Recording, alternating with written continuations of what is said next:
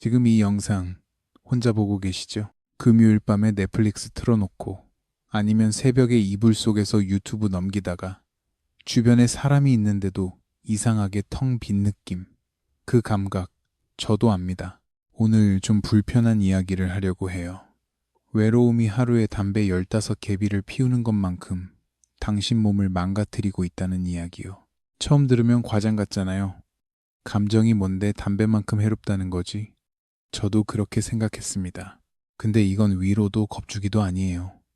2010년 브리거명 대학교의 줄리엔 홀트 런스테드 교수 연구팀이 30만 명 이상의 데이터를 분석해서 내린 결론입니다. 사회적 연결이 부족한 사람은 하루 담배 15개비를 피우는 사람과 비슷한 수준으로 일찍 죽을 확률이 높다. 2025년 세계보건기구는 여기서 더 나갔어요. 매년 전 세계에서 87만 1000명이 외로움과 관련된 원인으로 사망한다. 시간당 100명입니다. 솔직히 고백하면 저도 한때 연락처에 500명이 넘었는데 새벽에 전화할 사람이 한 명도 없었습니다. 모임에 가도 웃고 떠들다 집에 오면 더 외로웠어요. 그게 몸을 아프게 하고 있었다는 걸 한참 뒤에야 알았습니다. 오늘 이 영상에서는 외로움이 정확히 어떤 경로로 몸을 공격하는지, 왜 우리가 외로울수록 더 외로워지는 악순환에 빠지는지, 그리고 그 고리를 끊는 구체적인 방법 3가지를 알려드릴게요. 외부 환경 탓도 하고 내 패턴도 들여다볼 겁니다. 한쪽만 보면 절반의 답이니까요. 마인드 꾸미기입니다.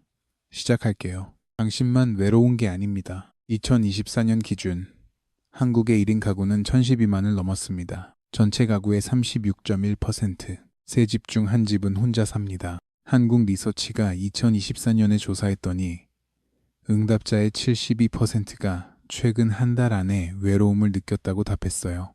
서울 1인 가구만 보면 62.1%가 외로움을 호소했습니다. 이게 개인의 성격 문제일까요? 아닙니다. 우리는 지금 구조적으로 외로워지게 설계된 시대에 살고 있어요. 배달 앱으로 밥 먹고 셀프 계산대에서 결제하고 재택근무로 일하고 하루 종일 사람 만날 일 없이도 살 수 있는 세상이 되었거든요. 편리해진 거잖아요.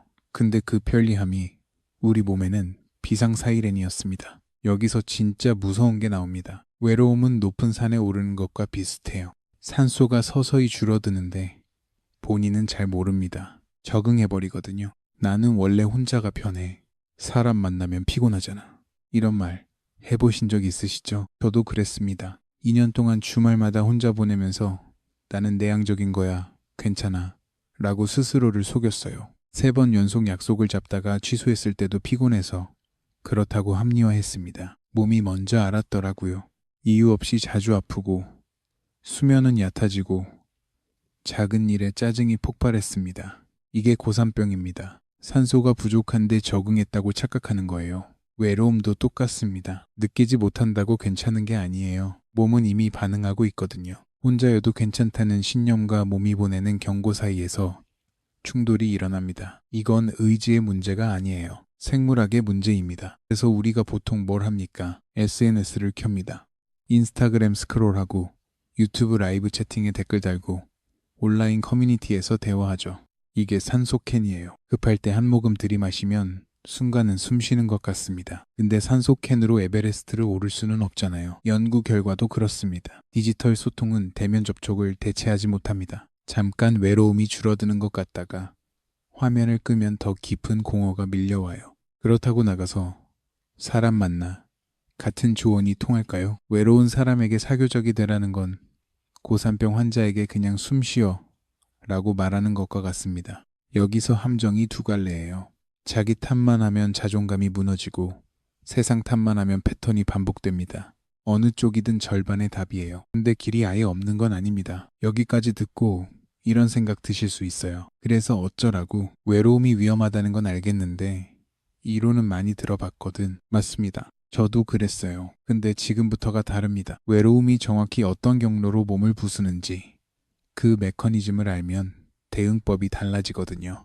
시카고 대학교의 존 카치오포 교수, 외로움 연구의 선구자입니다. 이분이 발견한 게 하나 있어요. 외로움을 느끼면 뇌가 위험 모드로 전환됩니다. 쉽게 말할게요. 높은 산에서 산소가 부족하면 몸이 긴장하잖아요. 바람 소리에도 움찔하고 돌멩이 구르는 소리에도 심장이 뛰고 외로운 사람의 뇌가 정확히 이 상태입니다. 카치오포 교수는 이걸 사회적 위협에 대한 과잉 경계라고 불렀어요. 외로운 사람은 다른 사람의 표정, 말투, 행동에서 거부 신호를 더 빨리, 더 많이 감지합니다. 상대방은 아무 의도 없이 한 말인데 저 사람이 날 싫어하나 이런 생각이 자동으로 올라와요. 이게 핵심이에요. 외로우니까 사람을 경계하고 경계하니까 더 외로워지는 겁니다. 악순환이 시작돼요. 그리고 이 악순환은 몸으로 번집니다. 뇌가 계속 위험 모드에 있으면 코르티솔, 스트레스 호르몬이 만성적으로 올라가요. 코르티솔이 높은 상태가 지속되면 염증 반응이 켜집니다. 이 염증이 심장을 공격하고 면역 체계를 무너뜨리고 뇌세포를 손상시킵니다. 하버드 대학교 연구에 따르면 외로움과 사회적 고립은 심장마비 위험을 29%, 뇌졸중 위험을 32% 높입니다. 220만 명을 분석한 메타 연구에서는 만성 외로움이 치매 위험을 31%까지 끌어올린다는 결과가 나왔어요. 담배 15캡이가 과장이 아닌 이유, 이겁니다. 여기서 두 겹을 같이 봐야 합니다. 첫 번째 겹, 이건 당신 탓이 아닙니다. 우리 사회는 연결을 끊는 방향으로 설계되어 있어요. 1인 가구 1012만 시대, 대면 접촉 없이 살 수 있게 만들어 놓고 외로우면 개인의 문제라고 하는 건 부당합니다. 세계보건기구가 2023년에 외로움을 글로벌 공중보건 위기로 선언한 건 이게 개인의 성격 결함이 아니라 사회 구조의 문제라는 걸 인정한 거예요. 두 번째 겹, 그래도 내가 바꿀 수 있는 부분이 있습니다. 카치오포의 연구에서 보여주듯 외로움 속에서 뇌가 만든 과잉 경계 패턴은 내 안에서 작동하는 겁니다. 사람들의 호의를 거부 신호로 읽는 필터, 먼저 연락하면 부담을 줄까봐 망설이는 습관, 이건 환경이 심어놓은 거지만 바꿀 수 있는 건 나밖에 없어요. 진실은 두 겹입니다. 세상이 우리를 고립시켰고 동시에 그 고립 안에서 내가 만든 벽도 있습니다. 홀트런스테드 교수의 2010년 메타 분석을 다시 볼게요. 30만 명 이상의 데이터를 종합한 결과 사회적 연결이 강한 사람은 그렇지 않은 사람보다 생존율이 50% 높았습니다. 50%요. 운동, 식단, 금연만큼이나 사회적 관계가 생존에 직접적 영향을 줍니다. 그리고 2025년 6월 세계보건기구 사회적연결위원회가 3년간의 조사를 마치고 보고서를 발표했어요. 전 세계 인구의 6분의 1이 외로움을 경험하고 있고 매년 87만 1000명이 외로움 관련 원인으로 사망한다. 시간당 100명. 이 영상을 시청하는 15분 동안 약 25명이 외로움과 관련된 원인으로 세상을 떠납니다. 나만 외로운 건 아닐까? 이런 생각 해보신 적 있으시죠? 6명 중 1명이 같은 감각 속에 있습니다.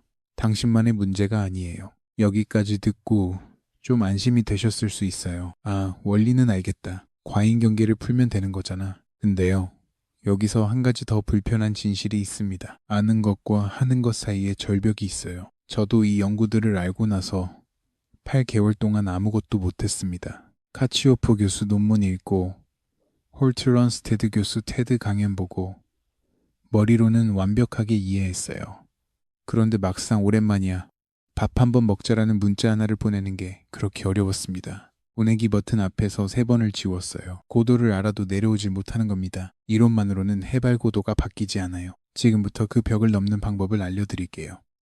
실행법 첫 번째, 외로움 라벨링, 감정에 이름 붙이기입니다. 심리학적 원리부터요.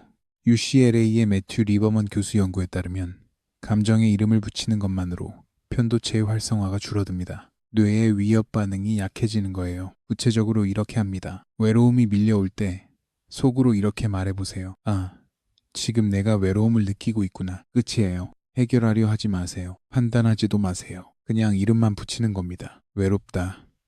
와, 나는 지금 외로움을 느끼고 있다. 는 완전히 다릅니다. 첫 번째는 내가 외로움에 잡아먹힌 거고 두 번째는 내가 외로움을 관찰하는 거예요. 저는 이걸 하루에 한 번씩 3주 동안 해봤습니다. 특별히 뭘 한 건 아닌데 외로움이 밀려올 때 반사적으로 SNS를 켜는 횟수가 눈에 띄게 줄었어요. 산소캔을 찾는 대신 호흡을 자각하게 된 거죠. 실행법 두 번째, 미세 연결, 해발 고도를 10m씩 낮추기입니다. 외로움 연구에서 가장 효과적인 개입은 사회적 기술 훈련이나 네트워크 확장이 아니었습니다. 미국 국립보건원 메타 분석에 따르면 가장 큰 효과를 보인 건 부정적 사회인지를 교정하는 것이었어요. 쉽게 말하면 사람들이 나를 싫어할 거야 라는 자동 생각을 바꾸는 겁니다. 구체적 방법이요. 거창하게 가지 마세요. 일주일에 딱 2번 5분짜리 접촉을 만드세요. 편의점 알바생에게 오늘 바쁘시네요. 한마디. 동료에게 점심 뭐 드셨어요? 한마디.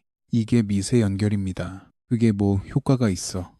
하실 수 있어요. 있습니다. 핵심은 상대방의 반응이 아니에요. 내가 먼저 연결을 시도했다는 경험 자체가 뇌의 과잉 경계를 풀어줍니다. 세상은 위험하다 라는 자동 설정을 한 번씩 덮어 쓰는 거예요. 해발 고도를 한 번에 확 낮출 순 없습니다. 10m씩 내려가는 거예요. 실행법 3번째.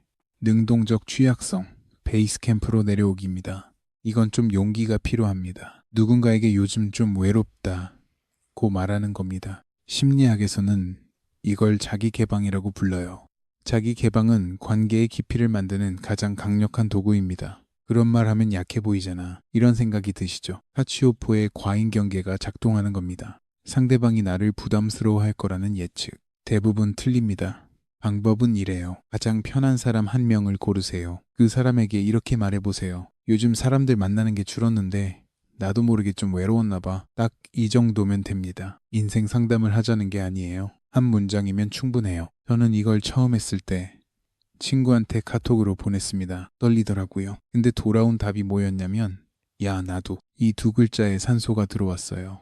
이 실행법들을 알았으니 이제 되는 걸까? 아직 가장 중요한 이야기가 남았습니다. 2갈래 길이 있습니다. 하나는 지금 그대로 가는 길이에요. 외로움에 적응했다고 믿으면서 고산병이 심해지는 줄 모르고 계속 올라가는 겁니다. 코르티솔은 쌓이고 염증은 퍼지고 심장마비 위험 29% 증가, 치매 위험 31% 증가. 몸이 보내는 신호를 계속 무시하는 거예요. 괜찮다고, 혼자가 편하다고, 원래 이런 거라고. 다른 하나는 해발 고도를 인정하는 길이에요. 나 지금 산소가 부족한 상태구나. 이 한 문장을 인정하는 순간 하산이 시작됩니다. 거창한 변화가 아닙니다. 감정에 이름 붙이고 5분짜리 접촉을 만들고 한 사람에게 한 문장을 건네는 것. 사회적 연결이 강한 사람은 생존율이 50% 높습니다. 이건 뒤집어 말하면 연결을 회복하는 것이 가장 강력한 생존 전략이라는 뜻이에요. 오늘 드리고 싶은 한 문장이 있습니다. 당신의 외로움은 결함이 아닙니다. 그건 연결을 갈망하는 생존 신호였어요. 산소가 부족할 때 숨이 가빠지는 것처럼 외로움은 당신에게 사람이 필요하다고 알려주는 몸의 경보였습니다. 그 경보를 무시한 게 아니라 어떻게 반응해야 하는지 아무도 알려주지 않았을 뿐이에요. 정리할게요. 마인드셋 리셋. 혼자가 편한 거야 라는 생각이 올라올 때 한 번만 의심해 보세요. 이게 진짜 편한 건가? 익숙한 건가? 편안함과 익숙함은 다릅니다. 행동 변화. 오늘 당장 하나만 고르세요. 감정 라벨링이든 5분짜리 미세 연결이든 한 문장 자기 개방이든 셋 다 할 필요 없습니다. 하나만요. 메타인지 질문. 오늘 밤 잠들기 전에 이걸 자신에게 물어보세요. 나는 지금 혼자 있고 싶은 건가? 혼자일 수밖에 없는 거. 답이 뭐든 괜찮아요. 질문을 던졌다는 것 자체가 시작입니다. 정리하겠습니다. 하나, 외로움은 감정이 아니라 몸을 공격하는 건강 위험입니다. 담배 15개비에 맞먹는. 둘, 외로울수록 뇌가 사람을 경계하게 만들어서 더 외로워지는 악순환이 존재합니다. 셋, 그 고리를 끊는 건 거창한 노력이 아니라 아주 작은 연결의 반복입니다. 그리고 이건 꼭 말씀드리고 싶어요. 지금까지 혼자 버텨온 당신이 잘못된 게 아닙니다. 산소가 부족한 곳에서 숨 쉬느라 힘들었던 거예요. 외로움을 느꼈던 그 모든 순간이 사실은 당신 안의 연결 본능이 끝까지 살아있었다는 증거입니다. 그게 꺼졌으면 외롭지도 않았을 거예요. 오늘 당장 다 하실 필요 없습니다. 셋 중에 하나만 골라서 일주일만 실험해 보세요. 안 맞으면 다른 거 해보면 되고요. 실험이니까 실패란 게 없습니다. 마인드 꾸미기는 심리학으로 마음의 구조를 들여다보는 채널입니다. 오늘 영상이 도움이 되셨다면 구독 한번 눌러주세요. 다음 영상에서는 사람이 많을수록 더 외로운 이유, 사회적 외로움의 심리학을 준비하고 있어요. 오늘보다 한 겹 더 깊이 들어갑니다. 마지막으로 오늘 이 영상을 혼자 보셨잖아요. 근데 이 15분 동안 당신은 혼자가 아니었습니다. 마인드 꾸미기였습니다.